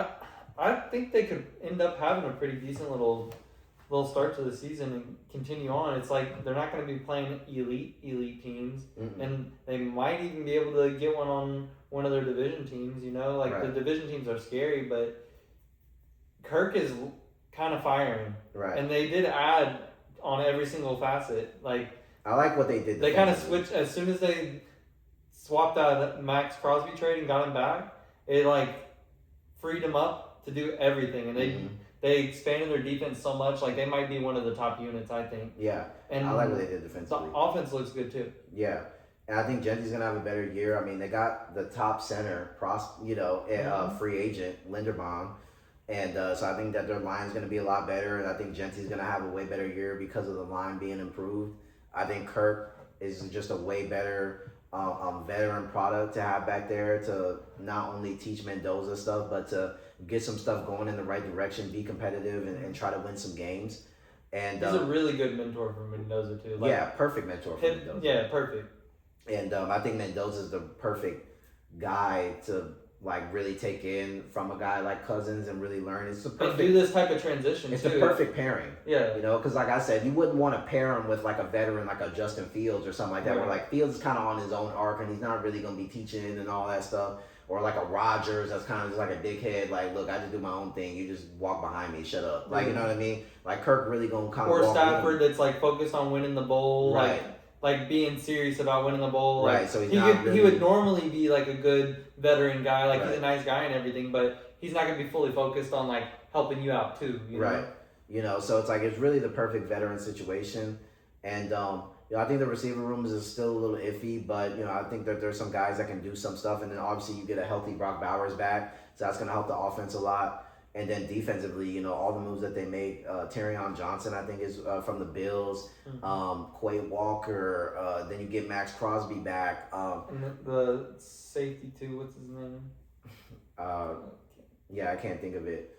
But I think that they're gonna have, you know, they're gonna have a good team, and it's not gonna be a team that probably gets into the playoffs or nothing like that. But like you said, I think that they're gonna be a team that can they're like all, they can wreck some the people's line schedule. the line is trending up for them as far as like you can see the idea that they're going for, and it's not going to be a surprise that in like maybe even as quick as next season or the season after that, 2027, 2028, they're going to be a team that is actually in the mix and like going for the playoffs and stuff like that. Like I feel like the main thing holding them back right now is that they're going to be their first time as a full unit, right? And experience, and the division is tough as shit, right? I really feel like that's the only two things that are really a hindrance. Everything else is trending up. Right. Everything else looks good, and they're making right moves, and it like looks like a healthy tight end unit, like we're saying about some of these other teams, right? So I do think that what they've done in the offseason was more satisfying or more like really to the point, more like blah blah blah cohesive, I think, than what the Chargers did in the offseason. I just don't really think they made any significant like moves. Right. Like it's like you got a couple guys here and there, but wasn't nothing game changing. So, you know, we'll see. That division is definitely tough though. And I think that's just gonna be the only thing that makes it tough for the Raiders to be able to like consistently climb out. Is that like you have to play the Chiefs twice a year? Mahomes, we get it. Broncos are good. Chargers are never going to be, you know, a bad team. So we'll see what they do. But yeah, I like the Raiders, and I like how they're projecting the next couple of years. I think they're in the right track for sure. Still fuck them for taking Genty though. Yeah, they shouldn't have had took Genty. Right. Same thing. Arizona Cardinals probably shouldn't have had took Love, and there's already clips coming out where the line's getting completely shredded and Love's not going nowhere. Is Brissett even practicing?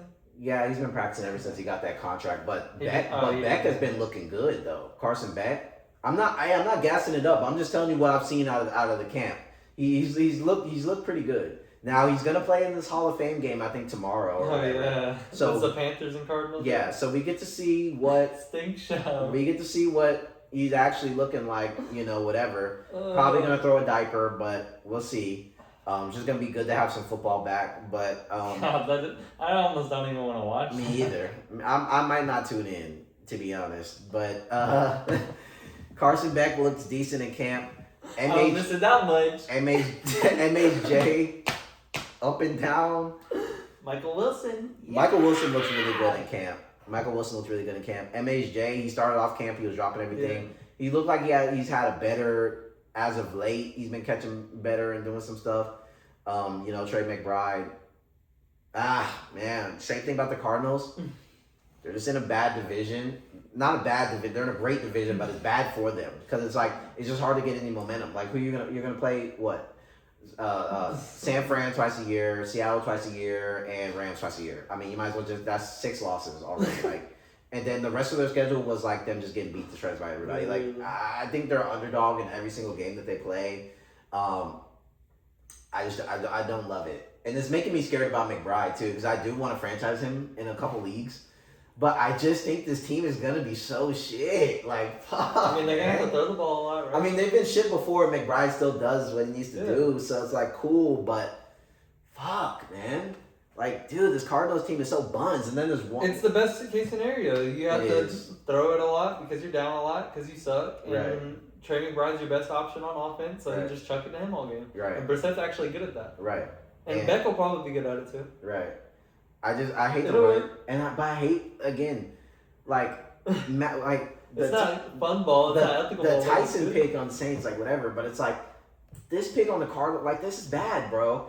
Especially after you sign Tyler Algier to a 3-year like hefty contract, like 3-year like 40, bro. You signed him to like a fat deal. Still haven't cut James Conner. Why is he still on the fucking team? And then you get this guy, and then it's just like, bro, I get it, he's generational, and like you don't want to pass on that, but it's like, bro, There's like 4 other generational players you could have got. Right, like you could have got this. This was a crazy lineman draft. You could have got a lineman because the line stinks. You could have got somebody else in the secondary to help out Will Johnson. Or if you're gonna go quarterback, get a fucking quarterback. Right, like actually get somebody that's like an actual prospect. It's like I just don't love this move, and then it's just like I don't know, man. So it's like again, we'll see. I think they got a new coach. So we'll see if he's any better, but I just don't have any hopes for this team. I do like some of their players, but I don't know. Just don't love it, man. Don't love it. It either. So yeah, you're not tuning in tomorrow for the Shitter Bowl. I might do it just for Will Howard. I might Like that. I might have it on, but it'll be like background noise. Like, Yeah, I'm not for sure. actually gonna like be like super locked in paying attention. If it turns out it's starting to turn up, I'll pay attention. I doubt it though. Yeah. It might in the beginning Yeah. when like some of the like starting players might get into the lineup, but I'm thinking that this is gonna be like a 10 to 7. I was about to say I don't even think they're gonna even This is gonna be full a dog game shit. get as many points as we did last season in the half that we played. No. This is gonna be a sleeper, bro. This is gonna be a 13-9, couple field goals, maybe a couple plays. It's gonna be good to have some football, but Where's it god at? damn. I think it's the Hall. So I think it's in Canton or whatever, where they play it.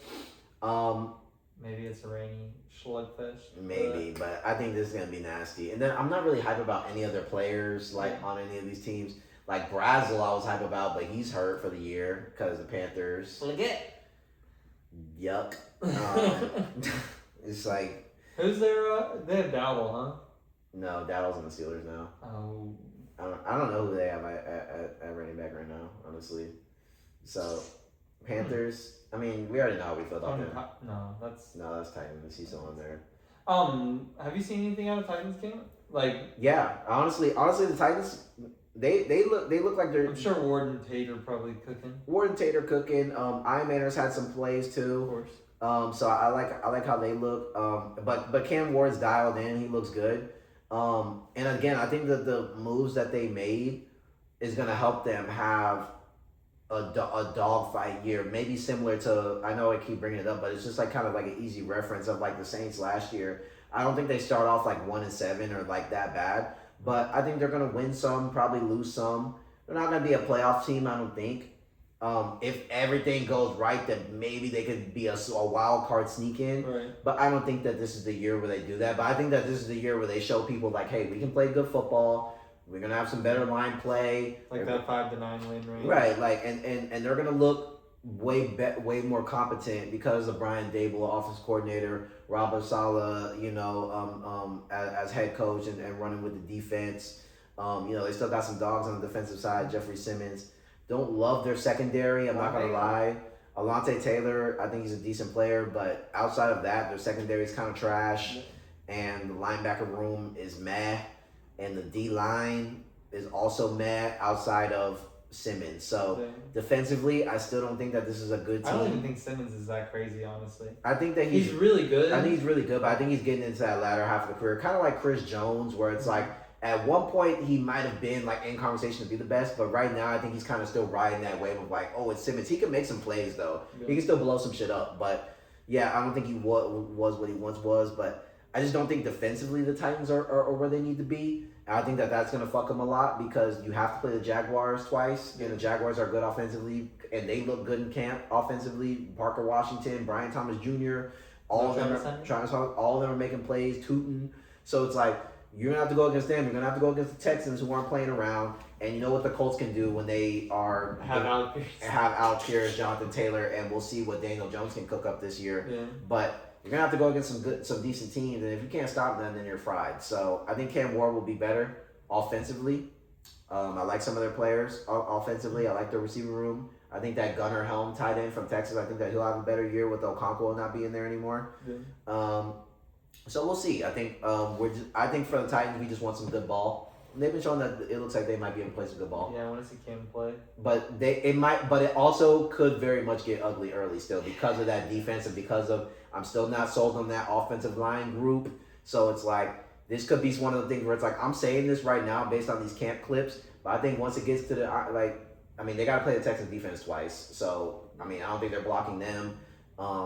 They're going to struggle in some games. There's going to be some games where they struggle, and I don't. Yeah, I know. It could be a quick 2-6. You know what I mean? And it's just the reality of it. Yeah. But I do like Cam Ward, and they're trending just like the Raiders. I think their needle is going in the right way, but it's still. I think we're still a season. I think their or two out. GMs and shit is still a little bit goofy. Yeah, I think their GM is bad, and because they GM or owner, whichever one it is. I think it's the GM. Though. I think it's the GM because I think they've had a carousel of different guys coming in at GM.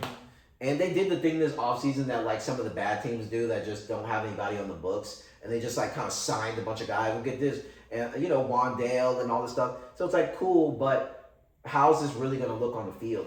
You know what I'm saying? And I always get mad when I see teams just have a fire sale. But they double up like that too. You got Wandale. Why did you get Tate as your premium pick? And you already have guys that you had back in the, Iron Man. I don't think some teams realize the importance of who you're drafting at what spot. Right. I get that Tate's an elite receiver, and it's great to have a elite receiver with a quarterback that you want to develop and everything. But the biggest thing is your offensive line sucks. Right. And the second biggest thing is that your defense sucks. And the running game is bad too. But they have running backs, I think that Spears is okay. Pollard is okay. That'll work as long as you can block. Right. If you block, they can be in a top 20 unit. Right. They can be decent. But they're not going to with this line. No. And you have the premium spot of drafting an O-lineman where you're not going to have to pay him a top whatever contract, but he's going to be an elite player, and you're getting it at that nice top spot where it's going to be one of the actual talents that you want. Right. You don't have to pick from the last good tackle or the last good guard and hope that he's some third round guy that you're hoping you can be the one that pulls the first one off the board, you know, and get the guy that you want. Instead, you're going for a receiver when you just picked up a fucking receiver, and paid him a premium price, And Wando's cool and all, but you paid him a pretty good chunk, Why even bring Tate in, And then again, I think it messes up because a lot of you brought Ironman in the last season, You brought DK. It's and I feel it to me it ruins. I think I told you about it. To me, it ruins the development a little bit because what I've already seen out of camp is Ward the Tate, Ward the Tate, Ward the Tate, Ward the Tate. It's he's not even looking at these other guys anymore. And that's the one thing I hate about it is he has this new shiny weapon, and I feel they want this connection so badly that it's it could have been that with I think an Ironman or one of these guys that was already on the roster, or maybe even Wandale, where it's the team's not in a spot where they you're saying where it's you got some other things you need to fix around the house, and it's while it is good, I think that it can get Cam tunnel vision where it's why is he just only looking at Tate? Wandale open over here. Can we get Wandale involved? Can we get Ironman involved? What about DK? What about Gunnar Helm? Are we gonna use any of these guys? Or are we just gonna keep Tate? Because then what are teams gonna do? Okay, we're just gonna put our best dude on Tate and force you to make some crazy passes. And if you do, because you have the ability, and Cam Ward, I did it off of 1 foot. Cool, bro. But consistently down to down, you have to build your rapport with the whole team. And I hate when teams do that with a quarterback early. And I think it's different because I think Shuck showed that he can go through his progressions and get everybody involved. Jawan Johnson was getting work. Chris Olave, all the other guys, even though they weren't anything special, were getting some work as well. He can process and get somebody. So, okay, we can bring in a Tyson and help him out because he can read the whole entire field and it's going to help him out. Where Ward, he had some moments last season, but it wasn't an amazing season by any stretch of the imagination. I think it's too early to be trying to give him a shiny car. Right. You know what I mean? And like you said, I think the offensive line, like if the line can't block, then you're not going to be able to do anything, bro. You're not going to be able to get it downfield to Tate and all this stuff. Like, it's going to be completely cooked. Like, you're not going to be able to run the football. All season last season, as soon as he snapped the ball, people are in his face. The only reason he was completing the passes is because he was a really good talent. Like, he was making crazy plays that most of the time it ended up in incompletions because the players were dropping shit. Right. So, like... Which is a thing about Ward, too, where it's like, I think that he has to work on his touch a little bit as well, where it's like, I think a lot of the times, like, he had some good plays. I'm not saying he's bad, but he had some, like, you know, some of the stuff over the middle where he's just doing that shit where he's just firing that, boom! It's like, hey, calm down. Like, in a regular game, you don't have to fire rocket everything. You know, sometimes it's over the middle, it's touch and all that stuff. You throwing 50,000 mile per hour balls over the middle, like, yeah, that shit probably gonna fly through the receiver's hand. Like, you know what I'm saying? Yeah. Like, you have to give them some favorable ball. And I think Cam Ward did that a lot sometimes when he did have some time. So, look, again, I think that they should have went a different route, and I don't love that. But it looks good in camp.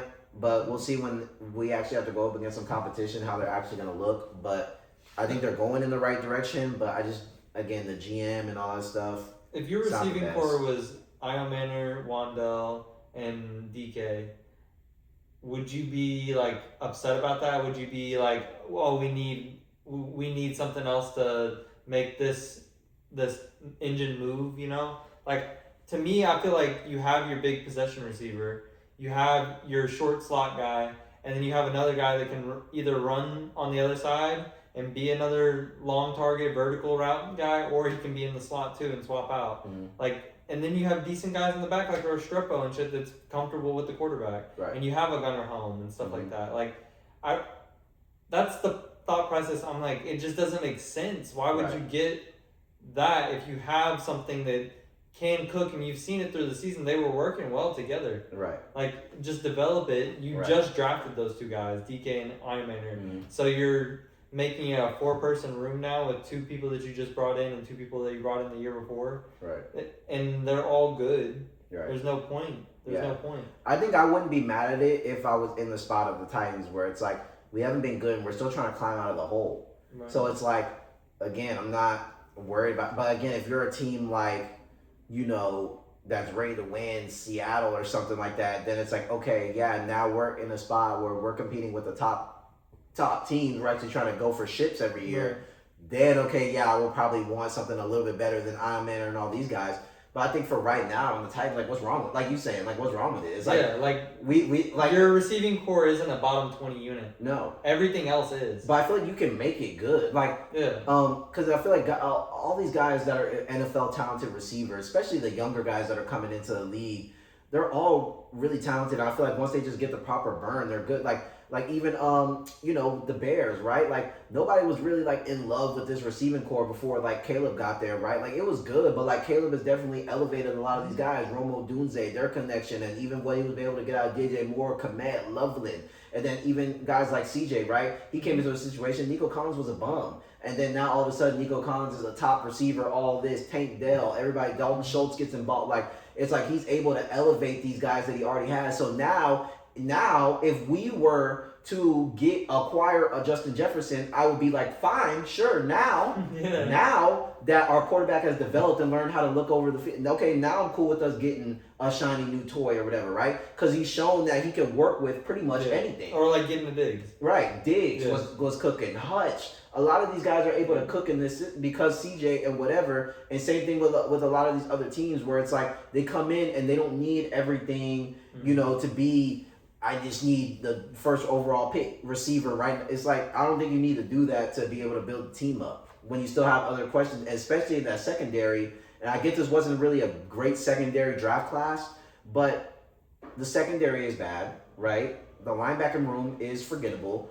and the D line isn't amazing, and the offensive line isn't good. You didn't get any free agents in any of those positions, and you kind of just went, well, we're just gonna get a bunch of receivers so Cam Ward can just throw it all over the yard. And it's like, in theory that makes sense, but it also doesn't. You know what I mean? Because if you can't block and you can't run the football and you can't do this, and you can't do that, and you can't stop anybody from scoring, what are you gonna do? And now you're forced into these passing downs. You're down 20.